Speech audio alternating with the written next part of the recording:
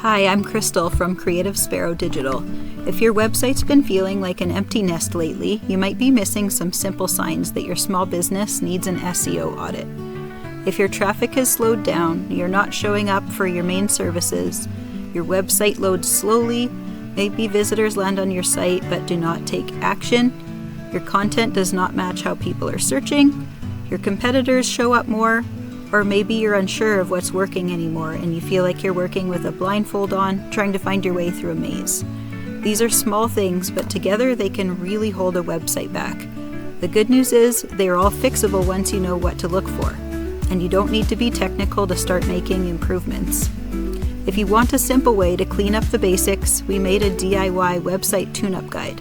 It teaches the 10 most common SEO issues small businesses struggle with, plus one pro tip to save you hours of Googling. For more thorough audits, we also offer SEO website audits where we run it for you and we provide tailored fixes suited for your business and your goals. Start with the DIY guide, link in the bio.